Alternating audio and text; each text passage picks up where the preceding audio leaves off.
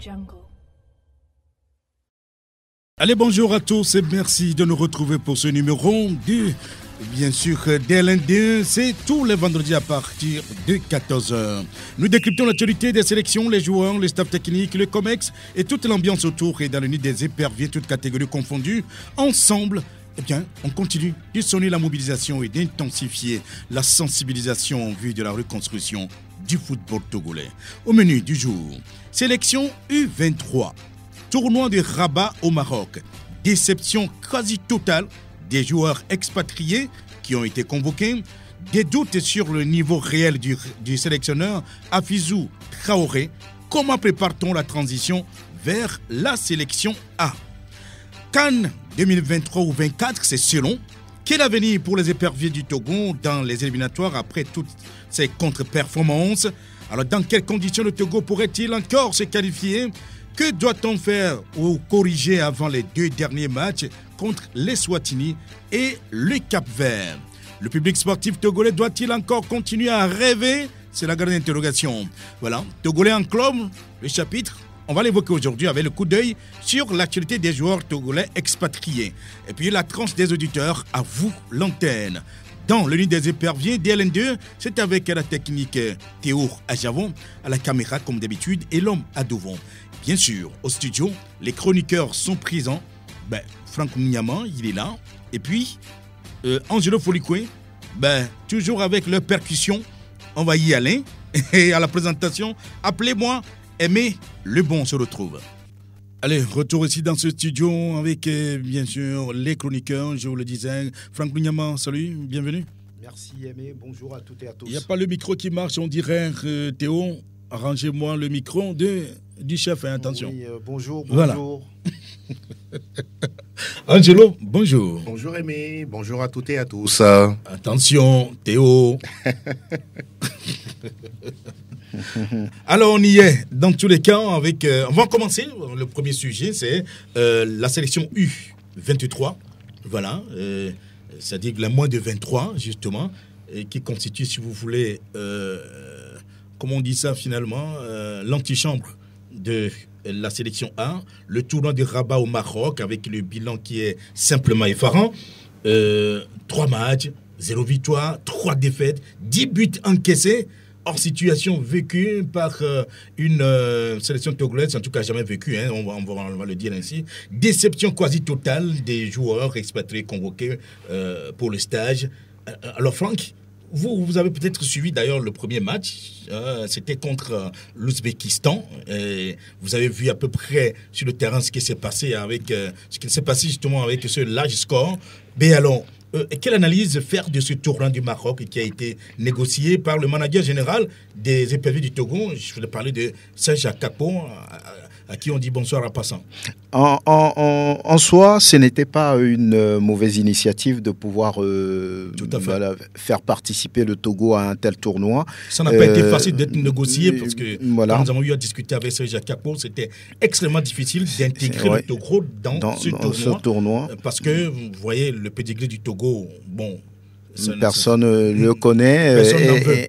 Les preuves sont là. L'équipe a eu du mal à rentrer dans ce tournoi et à faire ce qu'il fallait faire. C'est vrai que dans ces genres de tournois, c'est plus pour voir le niveau, plus pour voir la capacité physique et mentale des joueurs à faire face à ces genres de compétitions. Le Togo, pour son premier match, on le dit, avait joué contre l'Ouzbékistan. C'est d'ailleurs le Togo qui a ouvert le score. Mais après, c'était la descente aux enfers. L'équipe ne se retrouvait pas. Collectivement, il n'y avait rien à mettre sous la dent. L'équipe ouzbèque a pris les choses en main. Techniquement, cette équipe a été vraiment au-dessus puisqu'on était à Rabat ce jour-là pour suivre le match. Donc, globalement, je pense que oui, c'est des joueurs qui ont été convoqués à la va-vite, qui sont arrivés et qui n'ont forcément pas bénéficié, on va dire, d'un coaching assez intéressant, parce que lorsqu'on considère le niveau de l'Ouzbékistan, c'est un pays qui n'est pas une référence en matière de football. C'est vrai qu'ils sont aussi en construction par rapport à cette sélection qui va constituer l'antichambre de leur sélection Fanion.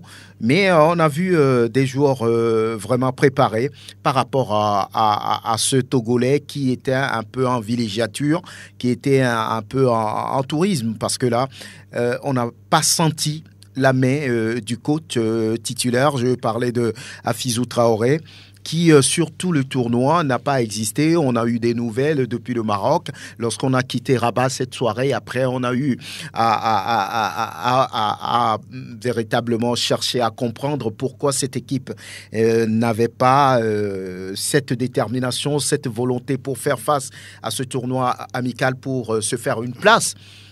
Voilà, mais finalement on n'en a rien eu et il semble que rien n'a été préparé.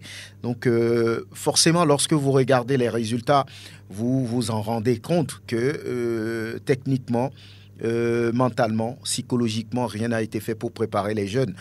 Cette équipe, on ne doit pas, j'allais dire, la préparer dans de telles conditions, parce que c'est quand même, vous l'avez dit, l'antichambre de la sélection Fagnon. Lorsque les joueurs quittent là, c'est directement pour entrer dans la sélection Fagnon. C'est d'ailleurs l'objectif du manager général. Mais l'équipe est organisée dans une désorganisation, j'ai envie de dire. Il n'y a rien qui se fait pour permettre à cette équipe de pouvoir jouer au plus haut niveau, d'envoyer des joueurs dans la sélection Fagnon, et c'est complètement dommage. Donc 5-3 le jour-là, le Togo pouvait en prendre plus.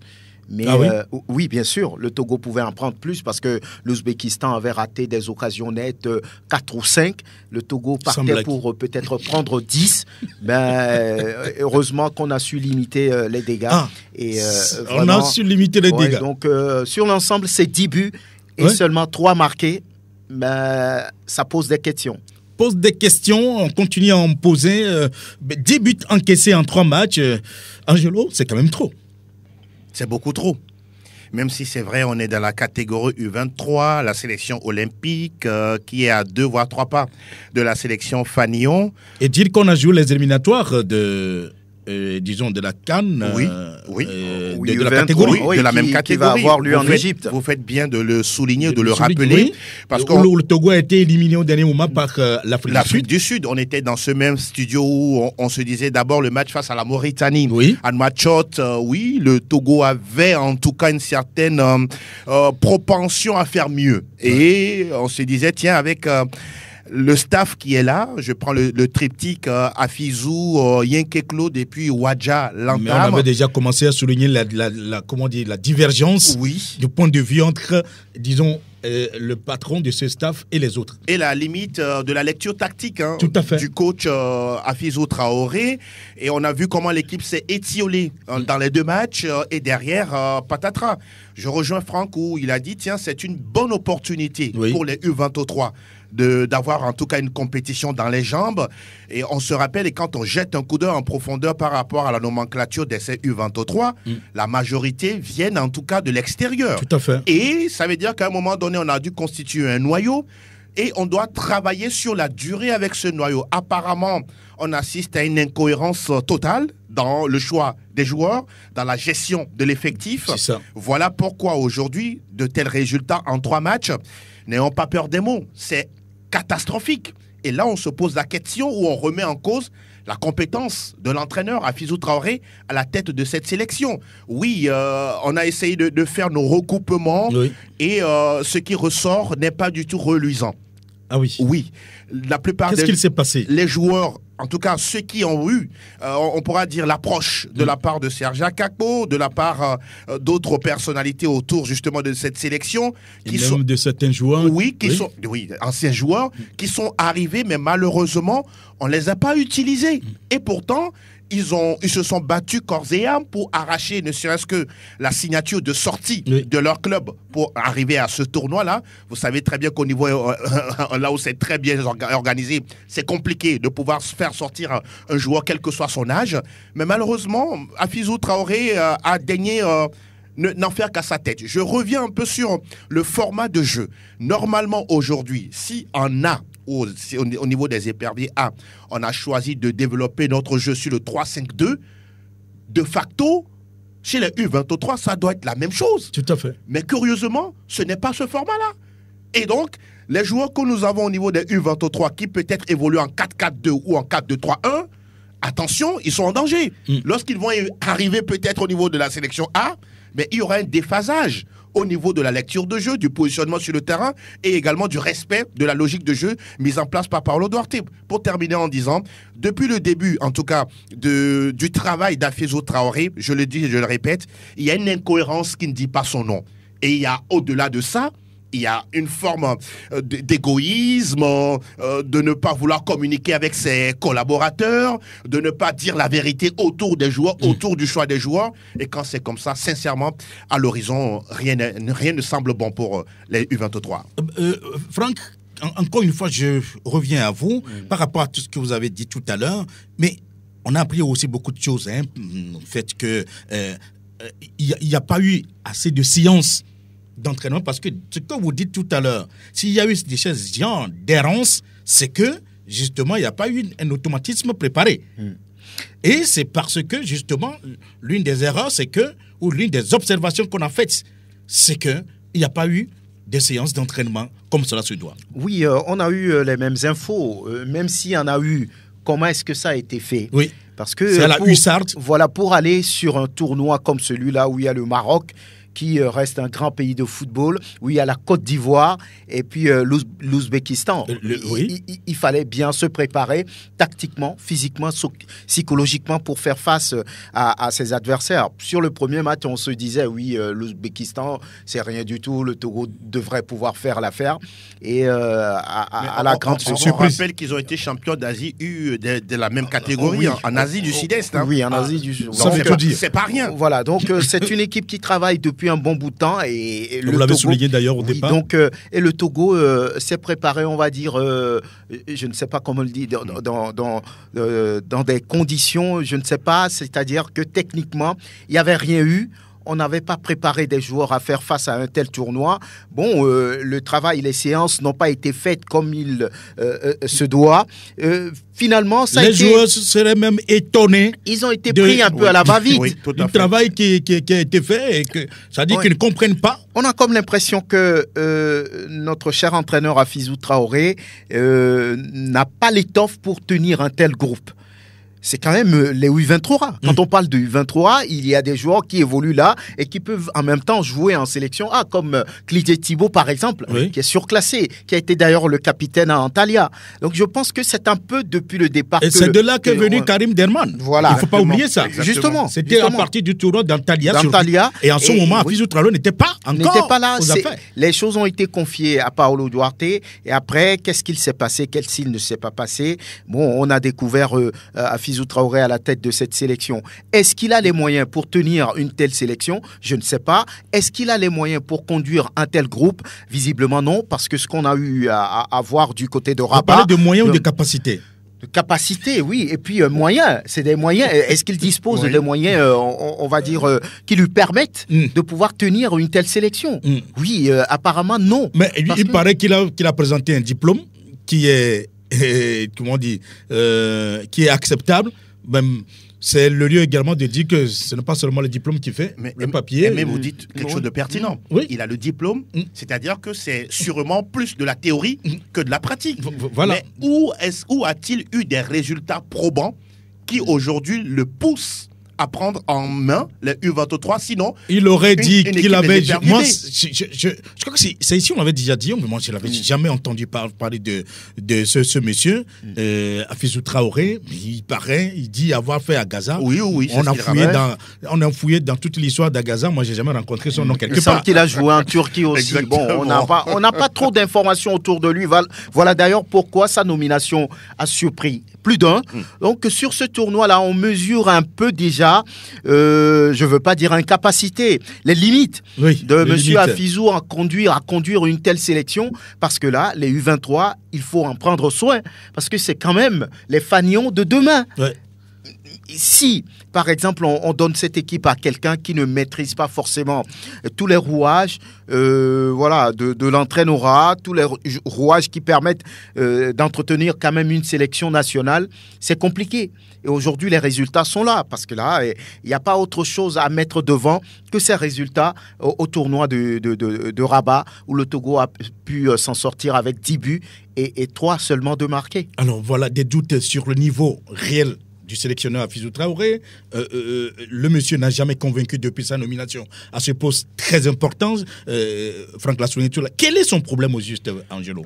Je parlais un peu de cette situation qui avait déjà prévalu lorsqu'il a été nommé. Nous avons pris le soin, en tout cas, d'enquêter, de faire nos recoupements, parce qu'il y avait une sorte d'omerta qui entourait justement non seulement la nomination d'Afizou Traoré, mais également de l'ensemble de son équipe de travail.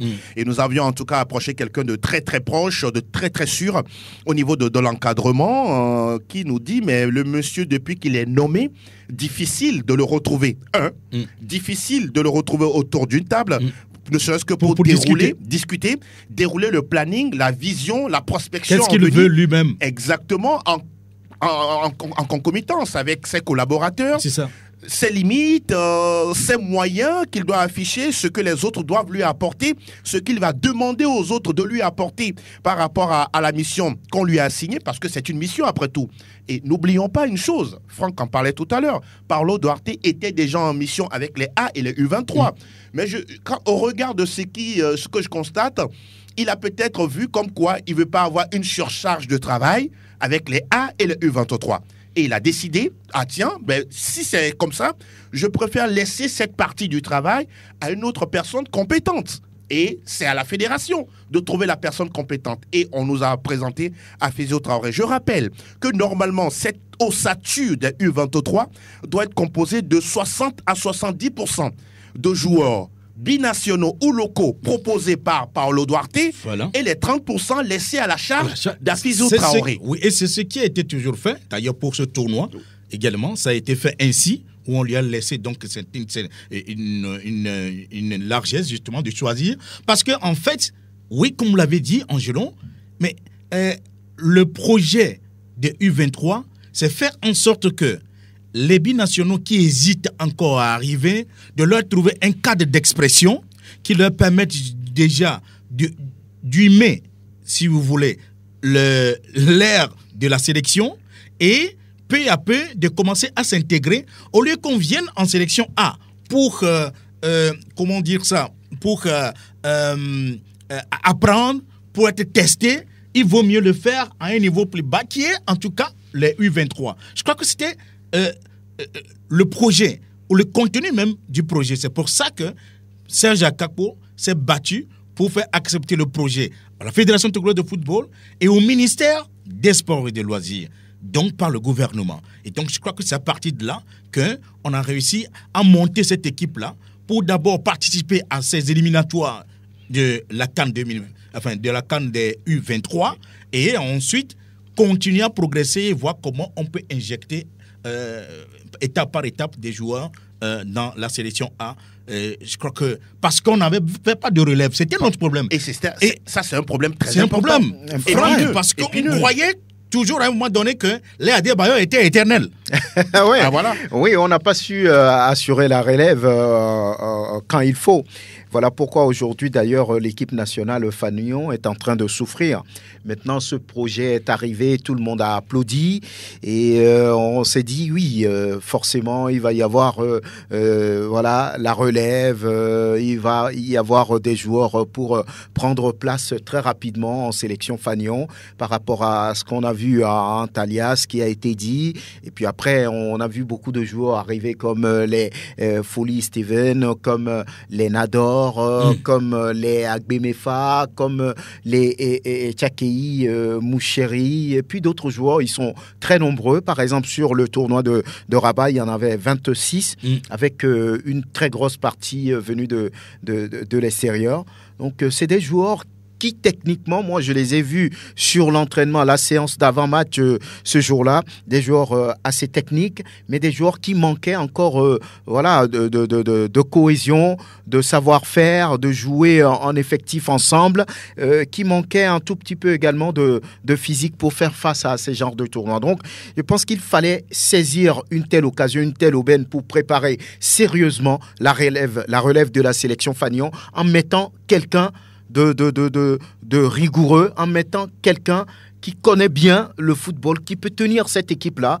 Parce que là, on ne cessera jamais de le dire, lorsque vous quittez les U23, vous arrivez directement en sélection Fagnon. Quand on met un entraîneur qui est en doute, un entraîneur qui ne peut pas, forcément, ça va à la dérive. Aujourd'hui, on n'arrive pas à profiter de cette sélection. Franchement, depuis Antalya, il y a, j'allais dire, 1 an et demi, oui, ou voire 2 ans, mais il y a eu qui? Il y a eu que Karim Derman, il y a eu qui? Thibaut qu'on connaissait avant, mais après, le reste, ça n'a pas forcément convaincu. Donc, je pense qu'on va un peu au désordre parce que le patron de cette sélection n'a pas, on va dire, cette capacité à tenir ce groupe-là. Et il va falloir rapidement s'engager sur une autre vision, c'est-à-dire peut-être aller voir ailleurs avec un nouveau technicien, pourquoi pas pour les U23, parce que le Togo a besoin de joueurs qui puissent faire face à l'avenir très rapidement. Ce qui est réel, c'est qu'on ne prêche pas dans le vide,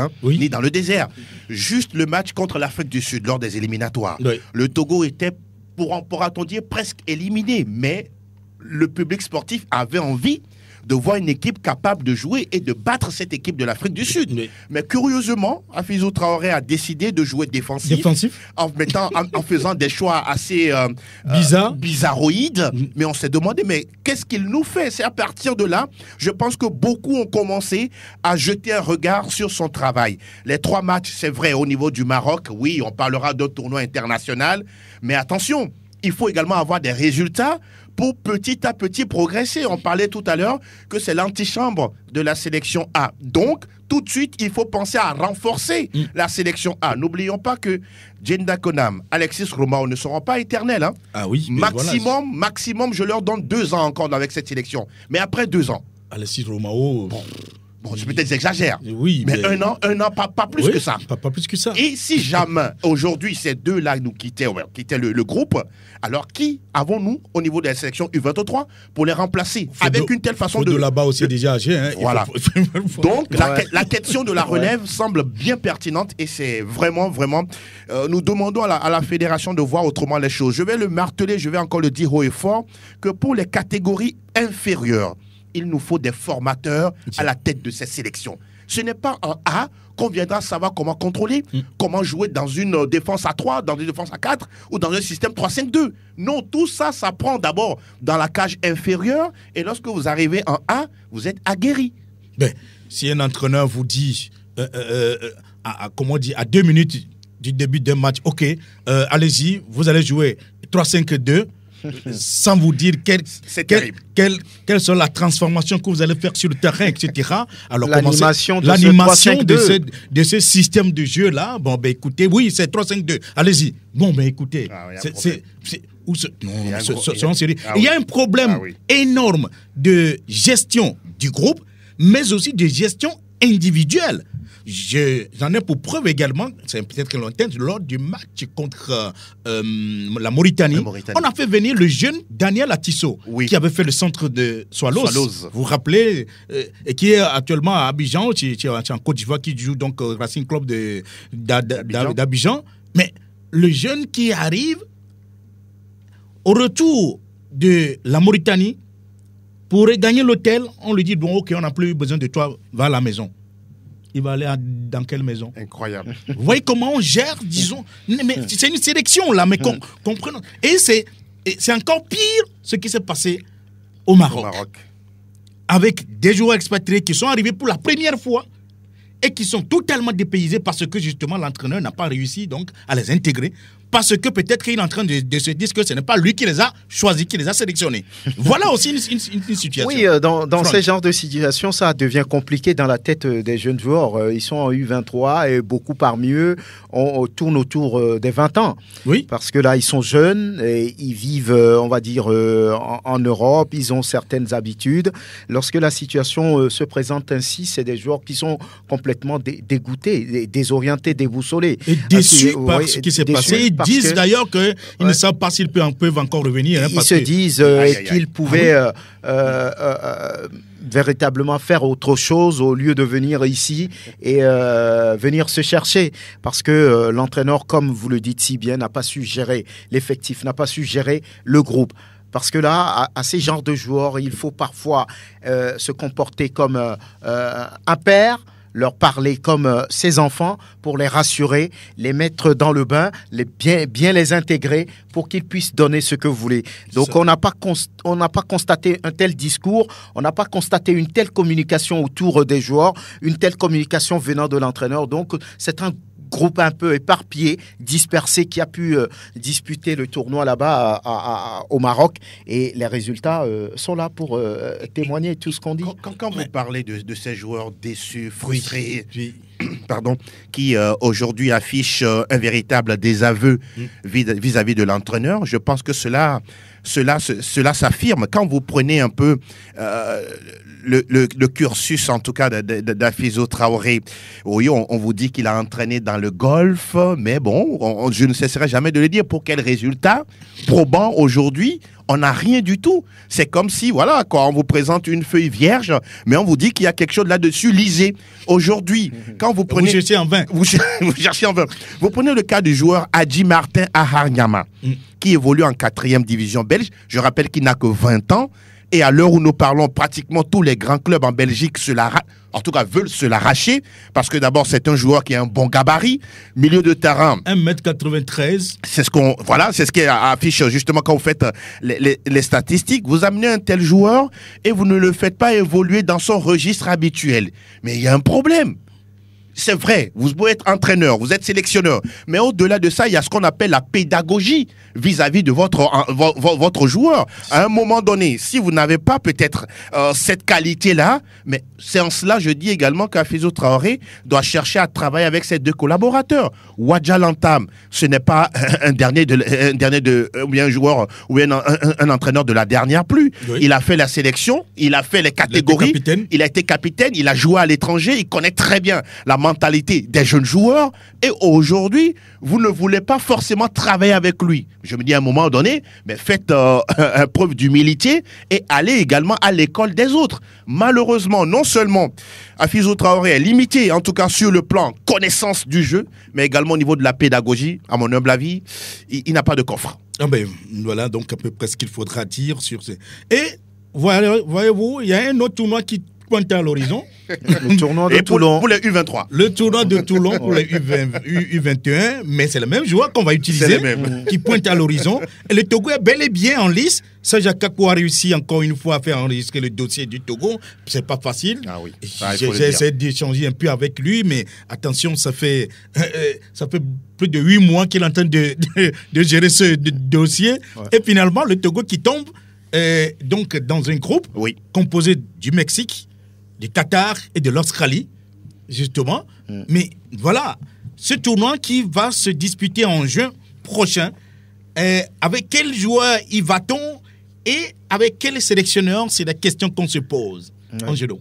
Ah ben, vous posez deux questions pertinentes. Hein. D'abord pour le groupe, visiblement, c'est vrai qu'on est en avril, juin c'est dans 2 mois. Dans 2 mois. 2 mois. Donc, je ne pense pas peut-être qu'il va bousculer son effectif, hein, parce que Hafizou Traoré, s'il est toujours là, pour l'instant c'est le sélectionneur. Pour l'instant, on nous a pas encore annoncé quelqu'un d'autre. Et en tout cas, on attend vivement que la fédération réagisse. Voilà, vous le dites si bien. Et ce groupe-là, les Wetiré Ouro, les Bruno Avotor ou les Martin Agbemefa seront encore forcément dans le groupe d'Afizou Traoré. Maintenant, la question qui reste posée, le clan des frustrés. Les clans comment on va pouvoir les gérer? Les gérer, ça c'est toute une autre affaire. Et là, je me dis que voilà, Afizou Traoré est en train de donner des cheveux blancs à Serge Akakpo, qui est obligé de prendre ou reprendre son bâton de pèlerin pour aller échanger autrement avec ces joueurs-là, histoire de les convaincre pour les voir sur le tournoi, sur le territoire français. Mais déjà, c'est la Fédération togolaise de football avec le colonel Guy Akovic qui est en train de réfléchir depuis par rapport à cette situation. Parce que est-ce qu'il faudra maintenir ce staff? Est-ce qu'il faudra faire quelque chose, puisque certains joueurs disent, mais si c'est avec ce même staff, en tout cas, nous, on ne peut plus revenir parce qu'il n'y a rien. Voilà donc la question la réalité, elle est là. Les résultats sont là. Le Togo éliminé de la CAN U23. Le Togo qui a gagné ses matchs face à la Mauritanie avant de buter sur l'Afrique du Sud, où il y avait quand même la place pour pouvoir passer. Et de l'autre côté, ce tournoi vient encore exposer les limites du staff patronné par Afizou Traoré. Bon, s'il faut aller à ce tournoi de Toulon avec le même staff, ça dépend. C'est la fédération qui voit. Oui. Nous avons fait nos analyses, nous avons planté le décor, nous avons affiché tout. C'est à eux de prendre la décision. De tirer les conséquences. Nous n'avons pas le pouvoir d'aller nommer un sélectionneur, donc c'est à eux de voir. Et avec quels joueurs? Je pense que l'ossature est là. Des joueurs qui ont pu disputer les éliminatoires de la CAN, les AOC qui jouent aujourd'hui au Niger, oui. Un joueur révélé par le tournoi Sport FM. Il y a des joueurs intéressants comme Adjakli, comme les Djibril, les Doké Josué. Donc aujourd'hui, je pense que le groupe est intéressant. Il y a de très bons joueurs là-dedans. Maintenant, il faut les encadrer. Il faut quelqu'un qui puisse les préparer à faire face à ce tournoi dans lequel ils vont pouvoir affronter l'Australie, le Mexique, qui a, on va dire, une sélection jeune assez intéressante, et puis le Qatar. Donc, il va falloir préparer ces joueurs-là. Mais je rappelle, Franck et Angelo, que ce tournoi de Toulon est pratiquement le tournoi le plus prestigieux au monde pour les jeunes. Pour les jeunes. Beaucoup de joueurs ont pu passer par là, ont participé à cela. Zidane, par exemple, Cristiano Ronaldo est passé par là, et Didier Deschamps lui-même, Beckham a fait également ce tournoi. Anelka, pour ne citer que ces grandes stars du football qui sont passées par ce tournoi de Toulon. Ça veut dire quand même que ce n'est pas rien. Le Togo a déjà participé à ce tournoi plusieurs fois. C'est là où on a vu d'ailleurs Kevin Denke, les Barcola et Osama Hakim. Tout à fait, tout à fait. Je crois que quand même, c'était au temps de Claude Marie-François Leroy. Tout à fait. Donc, avec comme manager à l'époque, team manager Pawi. Oui, exactement. Voilà, donc, mais pour dire quand même que c'est un tournoi qui fait révéler. Donc, c'est un tournoi qui est coté, hein, c'est pas du n'importe quoi. Et donc, quand vous réussissez à vous intégrer dans ce tournoi, déjà c'est un bon point, mais maintenant il faut aller faire une bonne participation, pas une figuration simplement. Vous le dites si bien, maintenant la participation englobe beaucoup de choses. D'après nos recoupements, oui, la fédération fait des pieds et des bras, tout comme le ministère des Sports, pour mettre à la disposition de la sélection, en tout cas, ne serait-ce que des moyens. Les moyens qu'il faut. Parce que ça aussi, ça nécessite des moyens. Tout à fait. Les pouvoirs publics font tout à ce que nos sélections, nos différentes catégories de nos sélections aillent à des tournois, participent à des compétitions. Ça fait longtemps qu'on n'entend plus parler de primes, mais de moyens. Alors, si les pouvoirs publics arrivent à faire leur part et que en face, là où on doit avoir des résultats, on ne les a pas, comprenons comme quoi des fois ils peuvent être découragés de ne pas vouloir accompagner de tels projets. C'est en cela, nous allons toujours revenir sur le profil, la compétence, la capacité de celui-là qui doit conduire ce groupe, parce que, ne l'oublions pas, il faut toujours également le rappeler, ça va au crédit de la campagne, sinon du mandat du colonel Guy Kosciak-Bouvi. Oui, ça aussi c'est important. Donc à un moment donné, il faut prendre ses responsabilités en disant, tiens, c'est vrai, nous vous en montrons très bien, mais aujourd'hui, vous n'êtes pas capable de remplir les objectifs que nous vous avons assignés. À un moment donné, mais faisons les choix clairs, les choix forts pour avoir des résultats. Parce que n'oublions pas, nous parlons des U23. Il faut qu'ils soient prêts dans 1 an, dans 2 ans, pour ne pas dire 3 ans, pour arriver à remplacer ceux qui, au niveau de la sélection A, seront en train de vouloir raccrocher. Mais on va quand même écouter Afizou Traoré lui-même, qui, après le premier match, qu'est-ce que lui-même il en pensait? On va l'écouter. On a fait une mauvaise entrée. Mais c'est un match test pour nous. On a eu 26 joueurs. Il faut tester tout le monde parce qu'il y a plein de nouveaux. Il faut les tester parce qu'on a un autre projet important qui nous attend devant. À base de cette défaite-là, on peut trouver nos failles, nos erreurs pour corriger. En venant à ce tournoi, quels sont les objectifs que vous recherchez? On recherche à faire sortir une vraie équipe et puis détecter qui a le niveau pour aller à l'équipe A. Beaucoup de joueurs qui viennent de l'extérieur. Est-ce que dans le championnat togolais, il n'y a pas d'autres joueurs qui puissent tenir? Oui, effectivement, il y a beaucoup de joueurs dans le championnat qui peuvent tenir, mais au même moment que nous sommes ici, il y a les U20 aussi qui sont en regroupement à Lomé. On a laissé quelques joueurs au sein de l'équipe U20, les locaux, privilégier les binationaux de pouvoir venir ici. On va les tester, voir. Il reste 2 matchs. Il s'agira de gagner ou bien de jouer pour préparer l'avenir. Oui, et c'est comme ça que j'ai toujours dit à mes gars qu'on n'a pas peur. On jouera contre Côte d'Ivoire et Maroc comme on a joué contre Ouzbékistan. Voilà, donc les propos de Fizou Traoré à l'issue donc du premier match quand Franck l'avait rencontré et qui, bon, visiblement, il disait ce qu'on attendait de lui, mais entre les propos et ce qui se passe, c'est le jour et la nuit. Justement, je ne sais pas si lui-même, aujourd'hui, avec du recul, il a pris le temps de réécouter en tout cas ses interviews. C'est juste une qu'on en a eu sur les 3 matchs. Et quand on a posé la question, on vous fait comprendre comme quoi ce sont des U23. Il ne faut pas faire trop de polémique autour. Pourtant, il y avait eu également un tiers mot autour de cette équipe. Voilà, ça aussi c'est un autre aspect de la situation. Quand vous prenez juste le secteur des gardiens, vous avez quoi? 2 joueurs qui ont été sélectionnés, Pémine Aklesso de la SOTR et puis Oronemine Abdoulatifou de Nisport. Quand vous fouillez, ils n'ont pas suffisamment de temps de jeu. Mais voilà. Quand vous prenez justement ces 2 joueurs, mais interrogeons les chiffres, ils n'ont pas assez suffisamment de temps de jeu. Contrairement, par exemple, à l'autre Bola Gbadegbe, oui, qui était le gardien titulaire de cette sélection-là, qui avait connu quelques difficultés, mais aujourd'hui, avec Tambo, il est en train de remonter la pente. Il est le gardien titulaire de Tambo et à chaque match, il est présent. Et pourtant... Voilà un exemple parmi tant d'autres pour vous dire qu'on a l'impression qu'il y a une complaisance qui ne dit pas son nom. Des choix complaisants à l'endroit de ces joueurs-là. Et quand vous avez à la fin d'un stage ou bien d'un tournoi international des joueurs qui ne sont pas satisfaits de la qualité du travail à l'entraînement vis-à-vis de l'entraîneur, mais des joueurs qui ont moins de 20 ans ou qui ont moins de 23 ans, qui sont en train de critiquer le travail, la qualité de l'entraîneur, oui, mais posons-nous les bonnes questions. Il se passe quelque chose. Il se passe quelque chose. On revient. Voilà. La CAN 2023 ou 2024. On revient dans ces éliminatoires. Franck? Oui. Mais il faut toujours en parler. La question, elle demeure toujours. Quel avenir pour les éperviers dans ces éliminatoires après toutes ces contre-performances? Oui, l'avenir s'assombrit. L'avenir s'assombrit. Maintenant, pour se donner du courage, on parle du côté mathématique où lorsqu'on fait les calculs... Avec ce fameux calcul d'apothicaire, le Togo peut toujours se qualifier. C'est là où ça donne, on va dire, un peu de calme autour de la chose. Mais globalement, cette équipe du Togo a montré...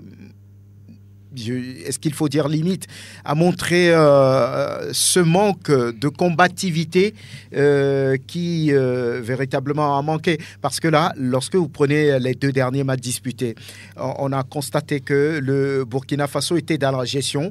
Les éperviers ont dominé, mais n'ont pu marquer. Il y a eu ce problème d'efficacité de réalisme qui manque cruellement à cette équipe. C'est sur ce côté qu'il va falloir travailler. Maintenant, est-ce qu'il faut changer l'attaque? Est-ce qu'il faut changer les combinaisons? Est-ce qu'il faut essayer d'autres joueurs? Mais je ne sais pas trop. C'est à l'entraîneur de voir par rapport aux 2 derniers matchs, de savoir que oui, ces combinaisons ne me donne pas le résultat. Il faut avoir le courage peut-être de changer. Il n'avait jamais évolué dans le 3-5-2 la dernière fois. Il a essayé et ça a semblé réussir, sauf que le Togo n'a pu gagner. Maintenant, ce qui vient devant, c'est ce match contre les Swatini sur lequel il faudra jamais se louper. Il faudra gagner d'abord ce match-là avant de penser au match de septembre contre le Cap-Vert à Lomé. On n'a pas pu gagner à Lomé. Hein. Bon, les Swatini, il faut le dire déjà, est très compliqué à manœuvrer chez lui, même s'il ne joue pas à domicile. Il joue en Afrique du Sud. Et c'est une équipe qui a envie de ne pas terminer dernier de ce groupe et qui va s'accrocher. Donc, ça ne va pas être un match facile ni de la promenade pour les hommes de Paulo Duarte. Il faut maintenant préparer les joueurs mentalement, psychologiquement. Et puis, dire à ces joueurs ce que c'est que représenter une nation, un pays, ce que c'est qu'un maillot national, parce qu'on a comme l'impression que ça manque. Il n'y a pas cette grinta, il n'y a pas cette détermination qui leur permettait quand même d'aller chercher l'adversaire. L'équipe togolaise, souvent, dans les derniers instants du match, ou bien dans le dernier quart d'heure, fait montre d'une certaine faiblesse, fait montre d'un certain recul. Voilà, donc on a encore constaté sur les 2 derniers matchs, il n'y a pas eu, on va dire, cette rage d'aller jusqu'au bout. Il manque ça et il va falloir chercher tout ça avant juin. Angelo, mais on voit bien que les 2 derniers matchs du Togo, on a vu quand même une équipe qui a connu une certaine progression dans le jeu, une certaine progression, si vous voulez, dans la production du jeu. Et Franck l'a dit tout à l'heure, il a manqué la grinta, la détermination. Mais je crois que les 2 ou 3 problèmes que le Togo a, aujourd'hui, c'est la finition. Et par la finition, il y a donc un problème de gestion de fin de match. Et je vais même ajouter également la gestion de l'effectif par rapport au changement de Paulo Duarte. Justement. C'est-à-dire que la lecture du jeu et comment réussir les changements. Effectivement, et à changer la dynamique face à n'importe quel adversaire. Je ne sais pas pourquoi, depuis que Paulo Duarte est arrivé, oui, on se rappelle ces éliminatoires du mondial où on a surfé sur 6 matchs. À un moment donné, il n'y avait pas de défaite. On a dit, tiens, l'équipe est en train de revenir. Il y avait un prêt, pour ne pas dire de l'espoir, pour retrouver une équipe forte, capable de résister ou de faire face à n'importe quelle sélection. On se rappelle un but partout ici contre, je pense, le Sénégal. C'était bien avant lui. C'était bien avant lui. Non, c'était sous lui. C'était sous lui. Sous la pluie à Kégué ici. Et à partir de ce match, il y avait en tout cas, on pourra dire, cette forme-là de regain de confiance autour de la sélection. Et puis derrière, on a commencé à revoir une équipe qui est en train de plonger. Quand je considère un peu tout ce qu'il se passe, je me dis, ces joueurs qui sont aujourd'hui en sélection ne sont pas passés, par exemple, par les sous-catégories dont on parlait tout à l'heure. Ils sont tout de suite projetés dans le nid, sans savoir ce qu'il se passe souvent en amont. La question du patriotisme s'impose, même si certains ne sont pas d'accord, mais ça reste quand même notre analyse. Parce que quand on parle de sélection nationale, l'état d'esprit, le mental... doit changer. Totalement. Il n'y a rien à dire. Parce que vous portez les couleurs d'un pays. Vous représentez tout un peuple. Et donc, vous devez être animé d'un certain patriotisme. Et la dernière fois, ce patriotisme, entre guillemets, a manqué en fin de match contre le Burkina Faso. Le deuxième point que je souhaiterais soulever, c'est cette façon-là qu'a Paulo Duarte de faire les changements. J'ai l'impression qu'il n'arrive pas à ce niveau-là. Est-ce qu'il y a un problème de lecture du match? À quoi servent également ses collaborateurs? À quoi servent ces collaborateurs lors des matchs? Il faut à un moment donné qu'il y ait une communication en interne soutenue par rapport à ce qu'il se passe sur le terrain et en dehors de la pelouse. Oui, nous savons qu'il est le chef, le patron à faire les choix. Mais à un moment donné, le patron également peut se tromper, peut se louper sur un choix. Si une fois on se loupe, d'accord, mais si à chaque fois... Ça se répète. ça se répète. Il faut se poser les questions. L'erreur est humaine, mais persévérer dans l'erreur... ça devient diabolique. Voilà.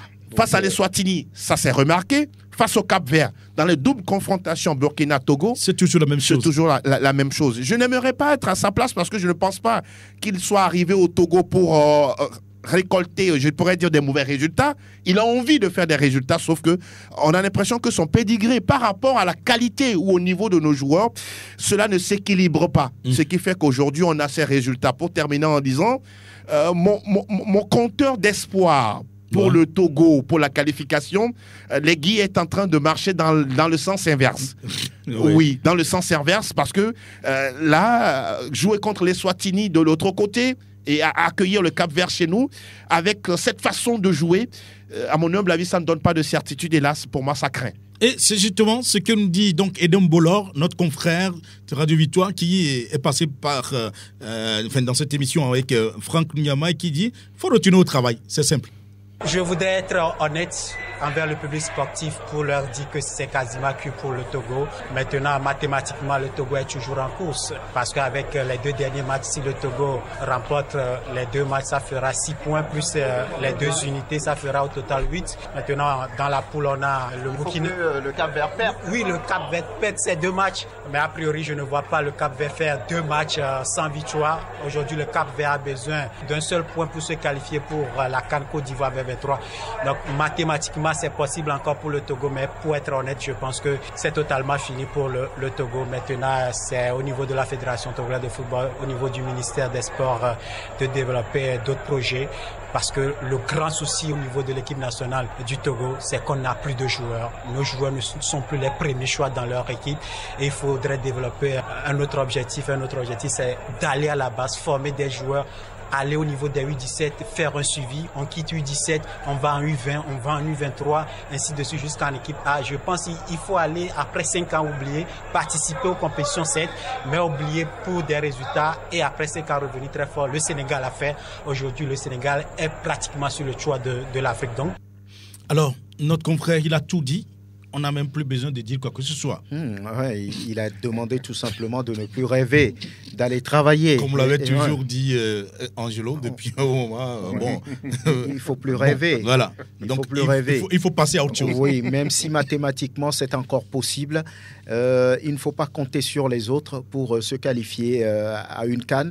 Il faut travailler, il faut être organisé, il faut partir de la base, aller dans les U17, les U20, les U23, jusqu'en sélection Fagnon. Donc le travail doit se faire de façon organisée et rigoureuse pour permettre au Togo d'ici 5 ans d'avoir une sélection assez forte. En tout cas, le Togo, il est bizarre. On aime tellement ce genre de situation, les calculs d'apothicaire. Et vous voyez que le Togo peut encore s'en sortir. Mathématiquement, dès qu'il y a encore un brin de chance, eh bien, le Togolais se dit oui, mais moi je peux arriver. Pourquoi pas l'impossible n'est pas togolais, donc on va continuer donc à croire dans un coin du cœur et de la tête que le Togo peut s'en sortir. Oui, si le Togo bat les Swatini, si le Togo bat le Cap-Vert, si le Cap-Vert ne récolte aucun point, si, vous savez, avec si, on ne réussira jamais à construire Paris. Bon, d'accord. Merci. Et l'autre page maintenant, rapidement avec vous, Angelo. On va jeter un coup d'œil quand même dans, l'actualité des joueurs expatriés du Togo. Oui, quelles sont leurs nouvelles cette semaine? Après la trêve, ils ont repris service de part et d'autre. On va s'intéresser d'abord à Lilian Brassier. Oui, Lilian Brassier également, qui est avec le club de Brest, a battu Toulouse. On rappelle qu'il a joué tout le match la dernière fois dans la Ligue 1 française. On va descendre un tout petit peu pour revenir au niveau du national avec Versailles et Châteauroux. Gustave Akwesson a joué les 90 minutes de son club. Il était face à un autre Togolais, Gilles Sounou. On se rappelle, lui, il avait beaucoup plus évolué sous Claude-Marie François Leroy. Et on est en Bundesliga pour évoquer l'Offenheim de Dilas Bebo qui a joué les 90 minutes de ce match contre le Werder. Offenheim vainqueur 2-1. Tant de jeu également intéressant pour Frédéric Kananou qui revient de plus en plus à la compétition, entré à la 63e minute de jeu en Bundesliga 2. Retafe de Djendakonam, oui, comme d'habitude, lui, il joue tous les matchs sans en brûler des secondes et donc il a la compétition dans les jambes. Et là, on va s'intéresser au club du Cercle Bruges contre Courtrai. C'était David Heinen qui a joué, disons, 54 minutes contre Devin Deke. Oui, qu'est-ce que j'ai dit Kevin Denke. Oui, Kevin Denke, voilà. Qui était absent de la liste de Cercle Bruges. À l'AS Eupen de Loïc Bessilé, il a été titulaire durant le match, mais remplacé à la 28e minute. Josué Doké, on en parlait tout à l'heure, qui a joué pour le Sporting Charleroi, disputé. Il a marqué, non, il est entré à la 88e minute de jeu. Donc, vous voyez que son temps de jeu est tellement réduit. Kevin Boateng, oui, il n'a pas joué avec son club de Santa Clara, battu 3-0 dans le championnat portugais. Amevor Maouna, 90 minutes dans les jambes. Romao Alexis, il a joué pendant 91 minutes. C'est à la 91e minute qu'on l'a sorti du match. Allez comprendre quelque chose. Pratiquement dans le temps additionnel. Thibaut Clydier a joué pour son club de... non, il n'a pas du tout joué. Il y avait 0 minute pour lui, pour l'international togolais. Et puis pour terminer avec Laba Fodo, 90 minutes dans les jambes. Il a marqué à la 80e minute pour son club qui est actuel deuxième du championnat émirati. Oui, après avoir égalisé donc à Lomé, et comme d'habitude, il marque toujours avec Alain. Ah oui. N'est-ce pas, Franck? Ah, mais c'est ça. Mais on le veut plus efficace ici, plus réaliste ici avec le Togo. Très bien, voilà. Donc, ce qui nous amène maintenant à l'autre fond, c'est à vous l'antenne. C'est vous qui faites cette émission maintenant. C'est votre temps, 92 03 60 31 ou le 97 24 26 26. Eh bien, à vos micros, à vos téléphones, et nous on est là pour vous recevoir. Bonjour le premier. Alors bonjour. Comment ça va? Ça va bien. Pardon? Ça va, Dieu est grand. N'est-ce pas? Gérard. C'est Gérard, c'est là, c'est là. Oui, c'est moi. Oui, comme d'habitude. Donc, tout à l'heure, Il y a du bruit autour de toi, mais qu'est-ce qui se passe? Tu es en circulation ou quoi? ça va mieux. Oui, je crois que ça va mieux maintenant. Ouais, vous avez dit tout à l'heure que ça doit partir de la Dakar pour monter. Bon, je voudrais parler des rives, Aujourd'hui, on pense que nous sommes dans la logique avec Akéli Traoré. Oui. Est-ce que c'est ça? Oui, allez-y. Oui, l'entraîneur parachute de quelque part. Quand on parle de choses là, il y a quelque chose dans le fond.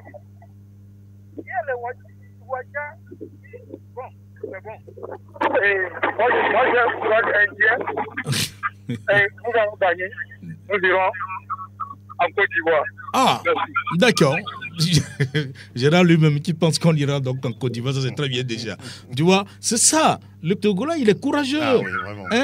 On aime tellement les calculs d'apothicaire. Vous allez voir comment s'en sortir avec ces calculs-là. Oui, allô, bonjour. On vous appelle? C'est Rachid. C'est notre ami Rachid. Oui. Je salue Gérard qui vient de sortir. D'accord. Vous savez, non. À un moment donné, il faut qu'on se dise la vérité. Ah bon? C'est le travail que vous êtes en train de faire, franchement. Donc ça, vous voyez que celui qu'on a remis la sélection U23, il ne faut que rien que du portrait à la tête de cette sélection. Vous pensez que ça va aller? Quelqu'un qui dit non, qu'il est en train de préparer les pépinières pour la sélection. Et on fait ce pagaille-là. On n'arrive même pas à prendre la décision de les limoger. On peut prendre Ouadia Lantam à Balo Dossé pour qu'il puisse conduire cette équipe. On prend quelqu'un qui ne connaît rien concernant le football togolais. Il vient, il nous dit, il nous raconte de n'importe quoi sur les antennes. Mais pour la qualification, mon frère, ne nous rêvons pas pour cette qualification. Cette qualification-là, c'est déjà fini pour le Togo. Ah bon? Sincèrement. Non, sincèrement, il faut qu'on se dise la vérité. Vous n'aimez pas les calculs? Non. Comment il faut encore penser pour les calculs? Non, mais au même moment que vous êtes mathématicien, il faut également être philosophe. Non. À un moment donné, il y a certains rêves, il ne faut jamais rêver. Très bien, d'accord, c'est votre point de vue, on vous le concède. Oui, merci beaucoup, Rachid. Oui, 92 03 60 31 au 97 24 26 26. À votre disposition, encore un auditeur c'est possible? Oui, auditeur qui réagit. Bonjour. Allô? Oui, on vous appelle? JJC. Didier? JJC. Oui. Ah, et Jubilé Justin Cyprien. Exactement, mais bon. Sans blague. Comment est-ce que tu vas, mon frère? Très bien, merci. Et chez vous? Ça va bien. À la grâce de Dieu. Grâce à Dieu, on vit également. Oui. Et le Togo également vit. Et... C'est pour vous encourager pour tout ce que vous faites pour le sport togolais. Merci beaucoup. Je souhaite bonne chance aux Italiens. Parce que l'équation semble très difficile à résoudre. Mais vous êtes... Oui. Et j'espère que le Cap Vert ne fasse même pas un match nul, c'est très difficile. Ah oui, il faut le dire. Je vous demande même si notre équipe là, est-ce que c'est une équipe compétitive Ou alors, c'est en voie de formation. Il faudra savoir. Hein. JJC. Merci beaucoup, JJC. Je sais que vous êtes aussi mathématicien, donc ajoutez à votre mathématique de la philosophie et ça va aller. D'accord. On finit? Très bien, d'accord, c'est fini. Angelo, merci d'être là. Tout le plaisir, Aimé. Chef Franck. Ça a été un plaisir. Ça va? Ça peut aller. Merci au grand chef. Et l'homme à devant. Oui, c'est lui qui nous gère ici. Et bien sûr, de l'autre côté de la baie vitrée, l'homme s'appelle Théo Ajave. Moi, c'est Aimé Lebon. Au plaisir de se retrouver vendredi prochain. Au revoir.